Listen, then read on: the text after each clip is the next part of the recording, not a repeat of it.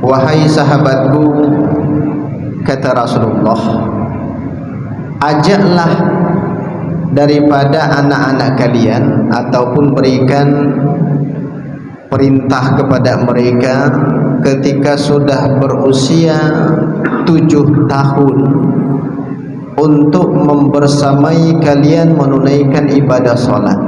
Ini kan anjuran ya di dalam agama Islam untuk memberikan edukasi, memberikan pembelajaran kepada anak kita untuk dibawa ke masjid semenjak berusia dini, bahkan lebih muda dibandingkan usia 7 tahun.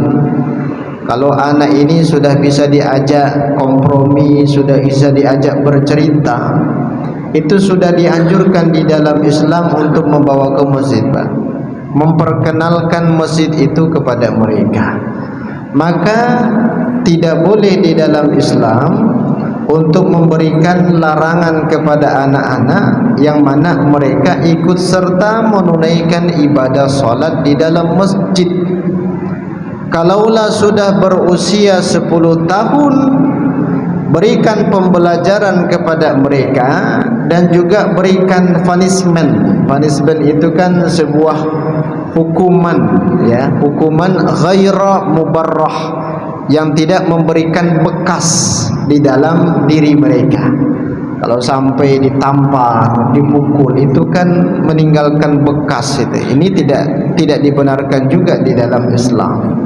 Tapi sudah ada arahan, pembelajaran, edukasi yang diberikan kepada mereka.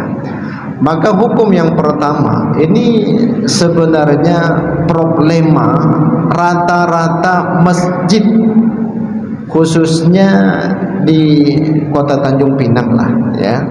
Problemanya masalah anak.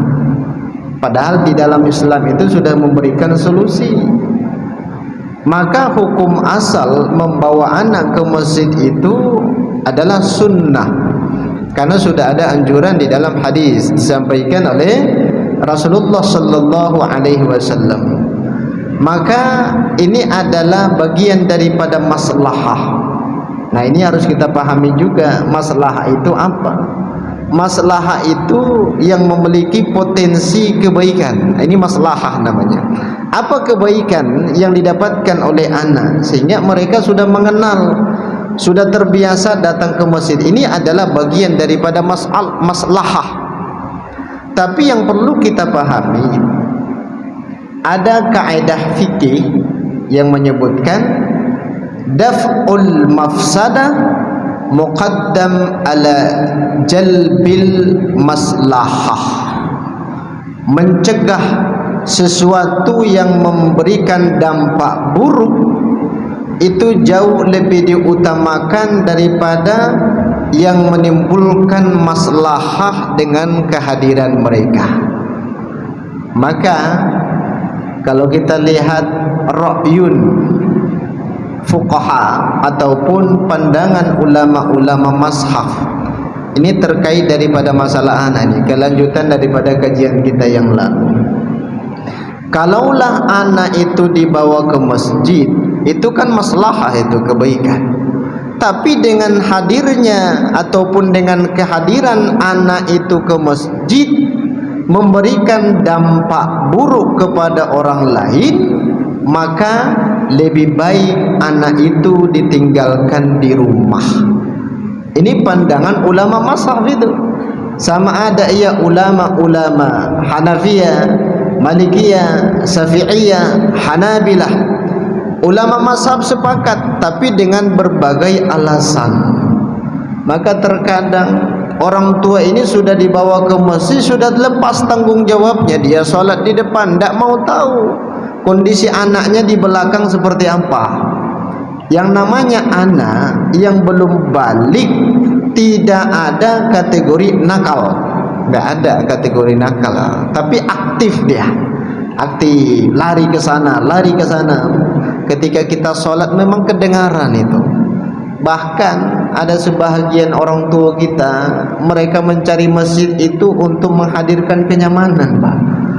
ketika mereka hadir di masjid itu, wah ini kayaknya sama dengan masjid di samping rumah saya, kata dia. Berarti muncul kekecewaan karena tidak menghadirkan kehusukan di dalam hatinya, karena kehadiran seorang anak yang tidak diberikan edukasi, pembelajaran, arahan oleh orang tuanya. Ini masalah. Nah, kalau kita lihat pandangan daripada Imam Malik saja, ini dalam sebuah kitab fikihnya menjelaskan, anak yang belum balik dibawa ke masjid itu maslahah, itu sangat dianjurkan. Tapi ketika memberikan dampak buruk kepada orang lain, maka lebih baik anak itu engkau tinggalkan di rumahmu, kata Imam Malik. Sampai seperti itu. Bukan berarti anak ini langsung kita suruh ke rumah, tidak. Tapi solusinya adalah ada kolaborasi ataupun kerjasama antara pengurus masjid dengan orang tua. Jangan pula orang tua tidak memperhatikan anaknya, ketika ditegur matanya melotot. Nah, ditengokin orang yang negur anak dia, padahal untuk diam. Iya, kalau memang dipukul. Ini juga di dalam masalah Islam juga tidak dibenarkan, Pak, kalau sudah terjadi pemukulan dan lain sebagainya. Tapi kalau mengarahkan, mungkin memarahi biar kembali ke safnya dan lain sebagainya, ini sangat dianjurkan.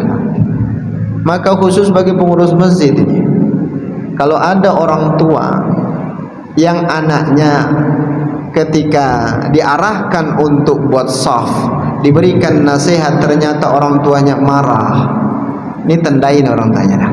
Ini perlu diruqyah ini orang tuanya dah. Hati-hati betul kalau kita beranggapan sesuatu yang sepele itu bisa mengarah kepada sesuatu yang dilarang. Awalnya dia hukumnya makruh, tapi dikarenakan orang tuanya tetap ngotot harus seperti itu, bisa berubah hukumnya menjadi haram. Yang ditanggung hukumnya oleh siapa? Bukan oleh anak. Kalau anak itu belum muallaf, bukan mukallaf. Mukallaf itu orang yang sudah mengetahui mana yang baik, mana yang buruk. Belum mukallaf ataupun belum balik.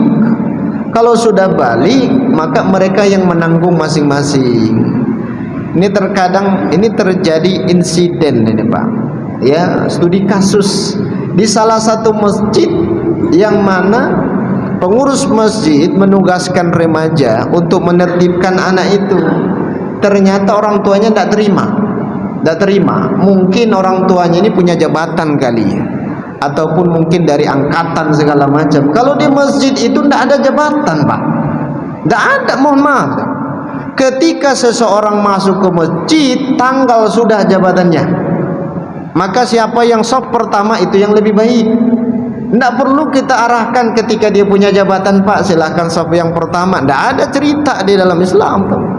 Sama ada ia wali kota, sama ada ia gubernur, sama ada ia presiden, tidak ada. Umar ibnul Khattab, beliau itu khalifah, tapi ketika masuk ke masjid tanggal kekhalifahan itu, maka isar di dalam ibadah itu hukumnya makruh. Apa itu isar? Isar itu mendahulukan orang lain untuk memperoleh kebaikan yang lebih dibandingkan kita. Itu makruh. Ini terkadang ada pejabat datang dari mana, tidak ada yang berani berdiri di sampingnya di sop pertama. Kalau bisa terlambat dia jadikan sop belakang itu. Ya, ini terjadi juga di Masjidil Haram. Orang Indonesia jemaah haji itu, saya jenderal, saya berbintang sekian, mana dipedulikan orang. Kalau dalam pelaksanaan ibadah haji, dirimu, diriku. Kalau jabatan itu tinggal, di mana jabatan itu berlaku? Di kantor. Kalau di masjid enggak, Pak. Maka jangan terjadi memuliakan orang tertentu di dalam masjid itu, kecuali mungkin dalam perkara masalah ilmu, perkara masalah imam. Ini jelas. Ya, yarfa'illahu alladhina amanu minkum walladhina utul ilma darajat. Imam itu harus ada takrim kepada imam kita. Tapi kalau dikarenakan dia punya jabatan kita takrim itu tidak ada kaitan dengan masjid, Kalau kebijakan di luar ya silahkan. Nah ini berkaitan daripada anak-anak. Maka kalau diarahkan Pak, kita selaku orang tua harusnya bersyukur. Alhamdulillah masjid itu ternyata ada tim dari remaja masjid ataupun dari takmir masjid untuk mengkondisikan daripada anak-anak kita. Bersyukur sudah. Tapi kalau terjadi pemukulan memang beda cerita. Beda cerita. Ini pihak remaja ini menertibkan anak-anaknya. Ternyata orang tuanya tidak setuju Pak. Sampai didatangi ke rumahnya untuk menuntut. Menuntut apa coba? Maka kita sampaikan kalau permasalahannya di masjid jangan dibawa di luar, selesaikan selesaikan di masjid beserta pengurus-pengurus masjid yang lainnya. Maka kalau seandainya anak kita Bapak Ibu, terkhusus ini bagi bapak-bapak, anak ini kita bisa menilai, tidak bisa diarahkan ini, jangan bawa ke masjid. Tapi kalau bisa diarahkan, sudah kita berikan pembinaan, ternyata bisa diberikan masukan, tidak ribut dia di masjid itu, alhamdulillah. Bukan berarti kita tinggalkan di masjid selamanya, tidak. Kita juga punya usaha untuk memberikan pemahaman, edukasi dan lain sebagainya.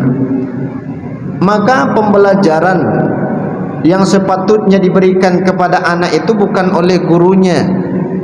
Maka guru itu Bapak Ibu adalah hanya sebatas membantu kewajiban bapak selaku orang tua. Yang berkewajiban itu orang tua. Ini terkadang anaknya tidak bisa ngitung, disalahkan gurunya. Anaknya tidak bisa ngaji, disalahkan gurunya. Guru macam apa itu? Anak saya sudah berbulan-bulan tidak tamat-tamat Iqra 1 masuk Iqra 2, tapi dia tidak tengok anaknya ketika ngaji, lari sana, lari sini, lari sana, lari sini. Nah ini perlu pemahaman kepada kita semua, biar ada perubahan di kemudian hari. Maka bersyukurlah Pak kalau anak kita diarahkan oleh orang lain dalam pelaksanaan ibadah sholat. Taib Allahu a'lam bishawab. Kita tutup dengan lafaz alhamdulillahi rabbil alamin dan doa kafaratul majlis. Subhanakallahumma wa bihamdik asyhadu an la ilaha illa anta astaghfiruka wa atubu ilaik. Akhir kalamnya assalamu alaikum warahmatullahi wabarakatuh.